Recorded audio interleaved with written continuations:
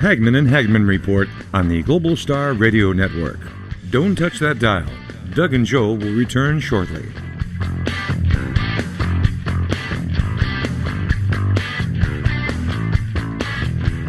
And ladies and gentlemen of the jury, the prosecution is not going to get that man today. No, because I'm going to get him.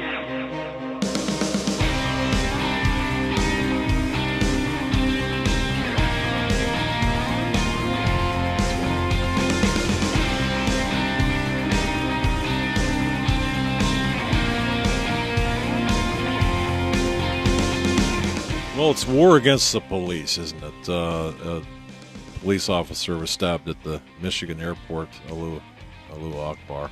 Allah Akbar. Of course, you know, the mainstream media is going to play that down. We don't have a problem with Muslims, do we? No, of course not. It's headlining right now in Drudge. Police officer stabbed at Michigan airport. And, folks, look, this is something right now that these lone wolf terror attacks will cause more disruption across the United States, I believe, and I think I can see this going in. I could just see this just really expanding, incredibly expanding. The nature of the attacks, the number of the attacks.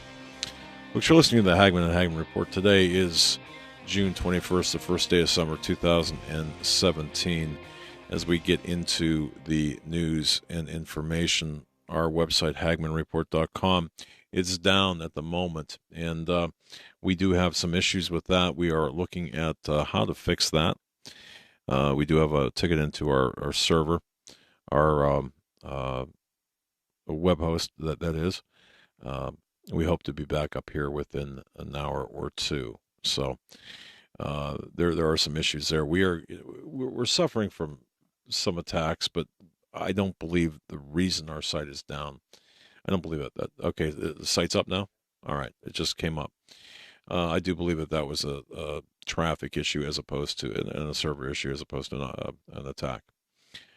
HagmanReport.com, of course, HomelandSecurityUS.com will be coming back to life, as I had mentioned before, and Hagman and Hagman Report, or HagmanandHagman.com for this show. Of course, please subscribe to our YouTube channel. Just go to our YouTube channel. Just go to HagmanReport.com. Click on the link to our YouTube channel. There you can subscribe. And I'll be on. I'll be checking in with Coast to Coast AM tonight with George Norrie for the news segment to discuss this attack at the Michigan airport. And I do believe that, folks, again, we're going to see more and more of this as the days, weeks, and months go on. And I don't think that this is going to be reversed.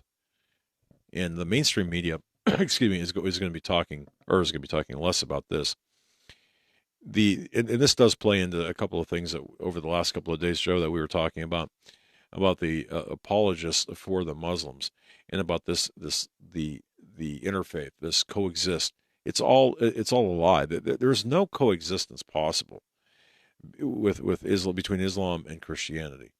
In fact, there's no coexistence possible with the West and Islam, in my personal opinion, based on everything that we've heard from IQ El-Razuli, Brandon House, and of course Randall Terry and others. There is absolutely no way of a peaceful coexistence with a Muslim who believes in the Quran, the Hadith, and in the surahs. Okay, so we're going to be seeing this more and more, and I do want people to really understand that we are looking at these.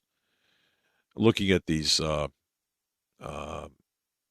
at these situations with a very critical eye, and watching and anticipating these to develop across the United States.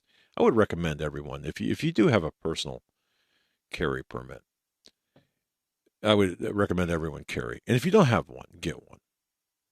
That's my suggestion, because we're going to see more and more. Look what happened in Alexandria. Had the situation been different, had the two police officers with the security detail, the Scalise not been there, it could have turned out a lot differently. had the.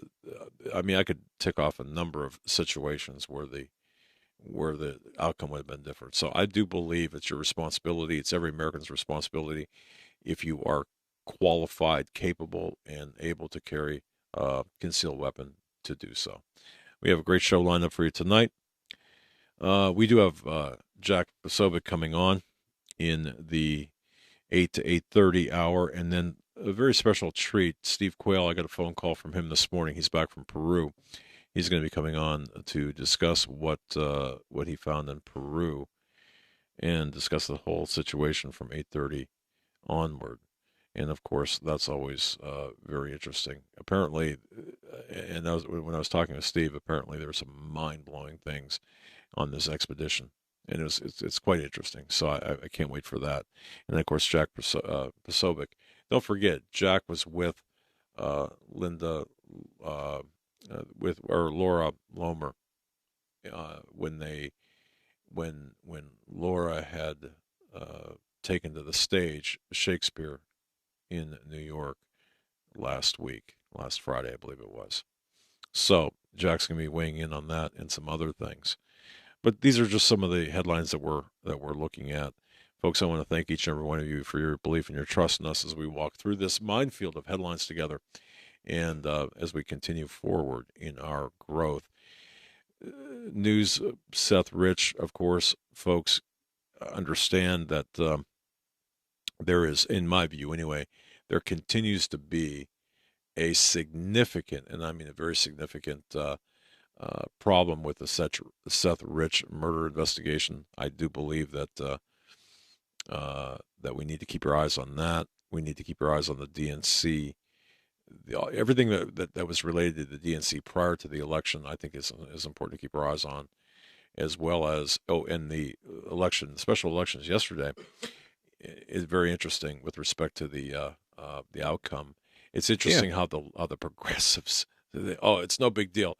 It had the it was a huge deal before the, of course, on the run up to the election. Only after, this latest defeat, just like the last few times, has it turned into a no big deal.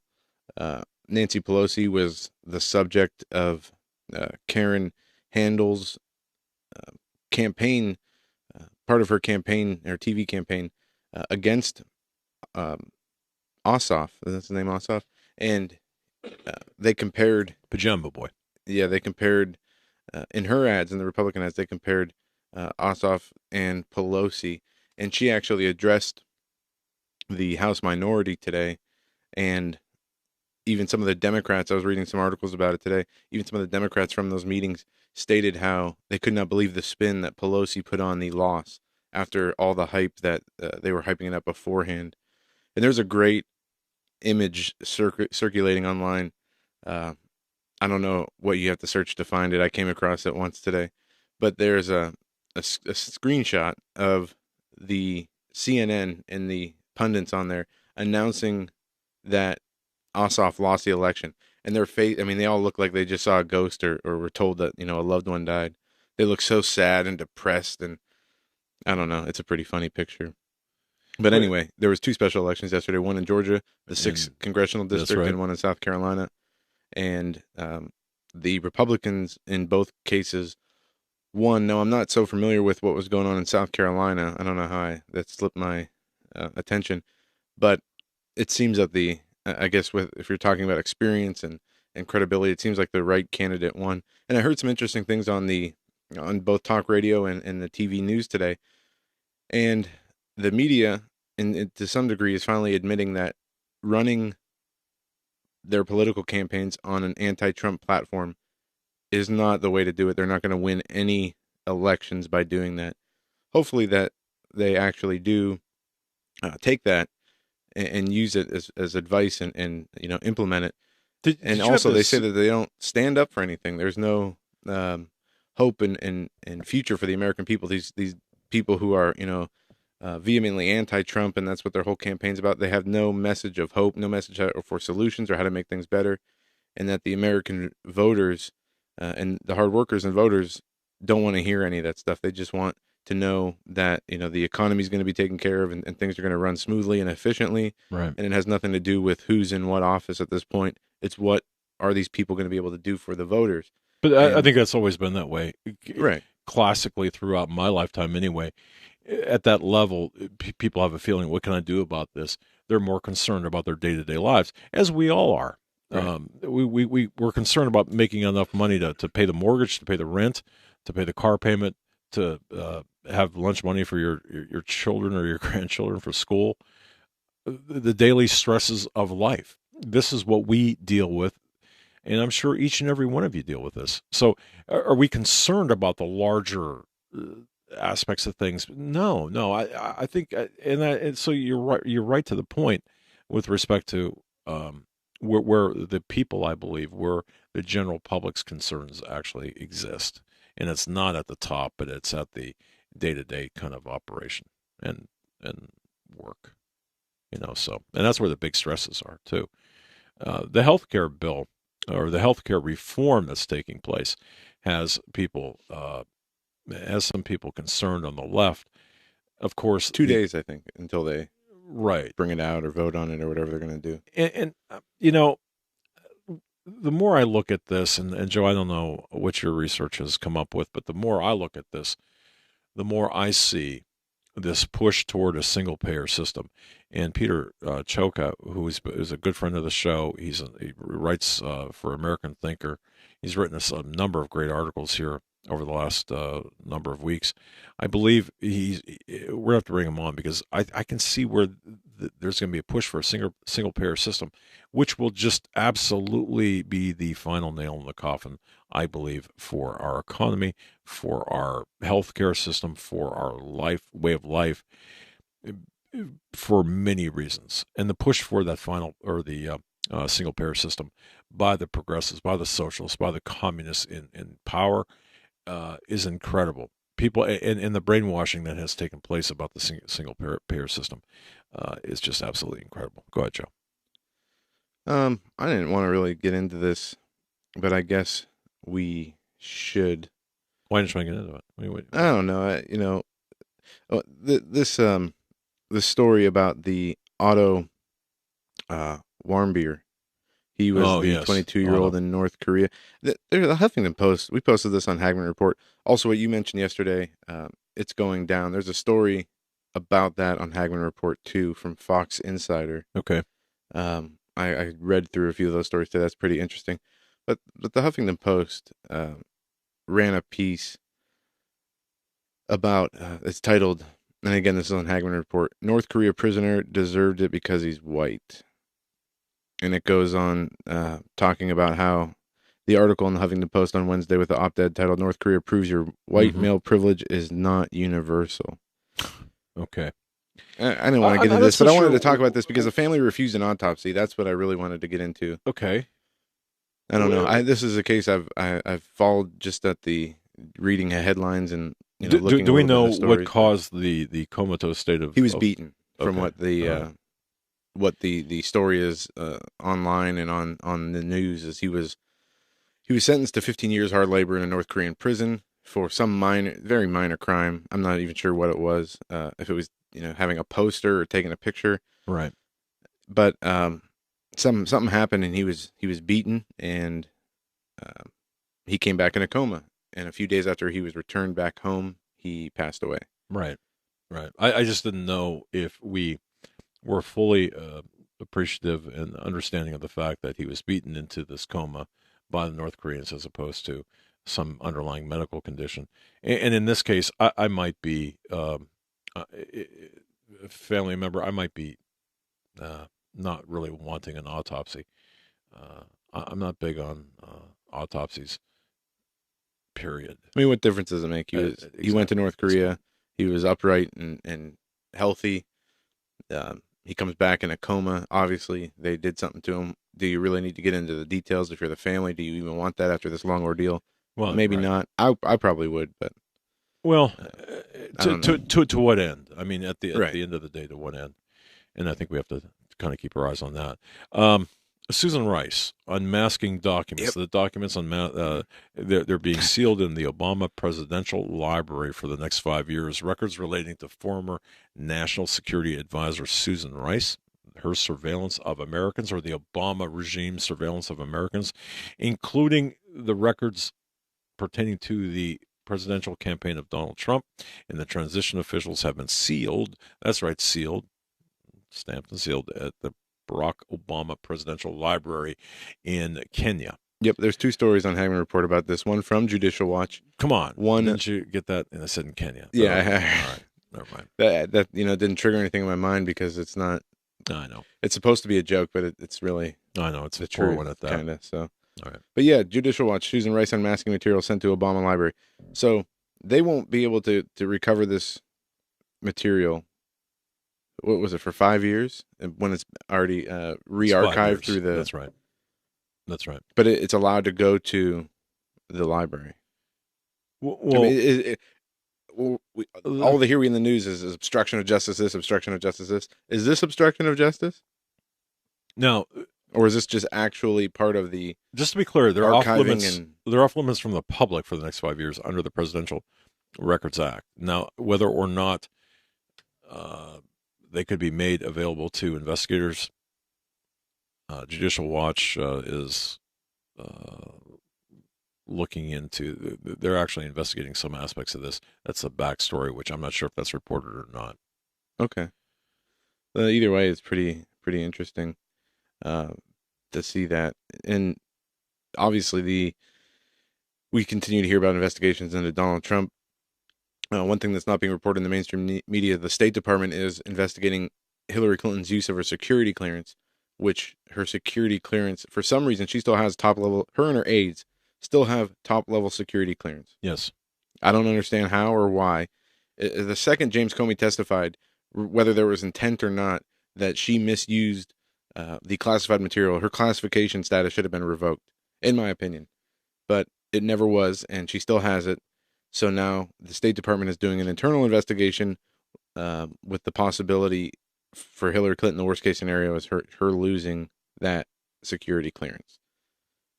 But why does she continue to have it in the first place? That's and I think we need to ask these question. questions and continue on with these questions, especially in the shadow of the special or independent special investigator Mueller, who, by the way, I just saw this.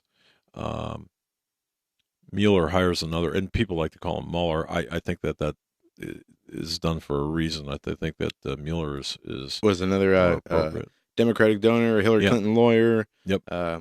Clinton Foundation special employee. counsel. Yep. Okay. Elizabeth, who was it? Elizabeth Prelogar. The second one this week. Yeah, she's a lawyer in the office of the Solicitor General, clerk for Supreme Court Justice Ruth Bader Ginsburg and Kagan as well, and of course has ties to the Clinton/Obama. She reportedly donated $250 to the Clinton campaign last fall, made a couple donations of the same amount to the Obama campaign and Victory Fund back in 2012. Now, why is this important? Well, the special counsel is supposed to be, of course, above reproach and independent of any political persuasion. This, of course, shows that that's not the case. And I think any Washington, D.C. attorney law firm or whatever is going to have some sort of loyalty or some sort of connection to the political arena. So to me, it would be most beneficial to go outside of that circle of sewage. But this is not the case, and I do believe that this is by design. I think what we're seeing here is a way to really tank the presidency and the president. Obviously, people are not the progressives want Donald Trump out of office. They'll even take a Mike Pence presidency, which just kind of makes me wonder. I don't know about that. Mike Pence. I mean, they'd take it over Trump. Exactly. But as soon as that happened, they would be looking to remove him as well. But you talk about obstruction. This is exactly what they're doing. The level of obstruction by the progressives against Donald Trump, his objectives, and everything that you and I stand for is taking place at record speeds. And there's no president in American history if you look back at the various administrations and even go back post-Civil War, even go back to Grant even, okay, you look at and of course there's different circumstances, different environment, but the amount of interference, I don't know what else to call it, or sabotage even, against a presidential administration has never been as powerful and as organized as this. Hillary Clinton is leading in this case from a covert position. Podesta, you got Podesta, you got Podesta brothers, you got Clinton, and all of the PACs that are associated with the Clintons and the Podestas.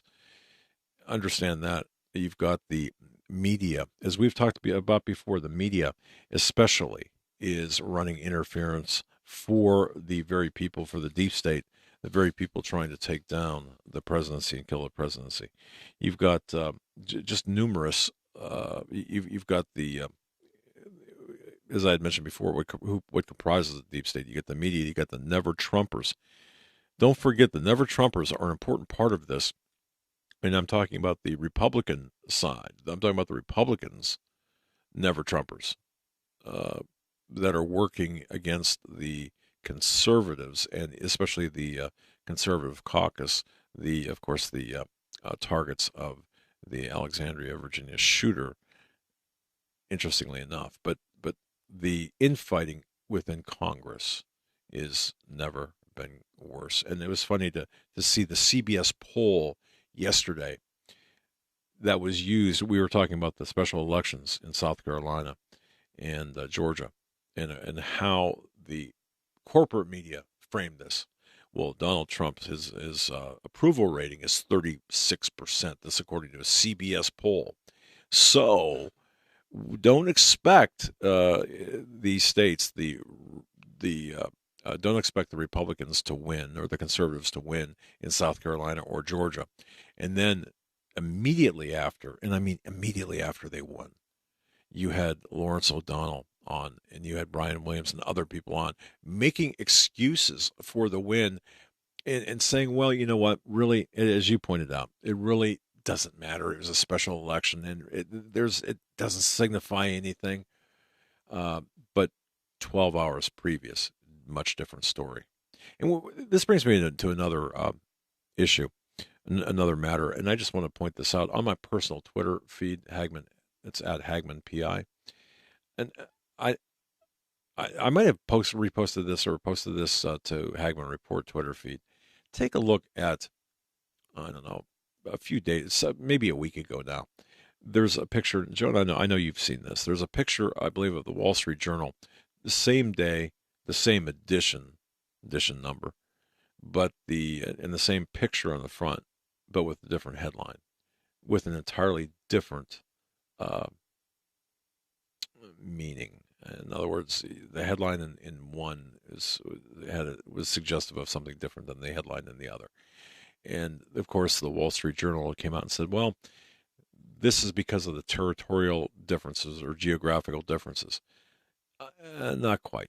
So I just would urge everyone to find that photograph. And as a matter of fact, if I can find it, I'll post it on Hagman Report, because I think it's an interesting visual of how we are being massaged and duped by the corporate media, whether it's the print media, the television media, or the audio. It's just amazing. It really is. Go ahead.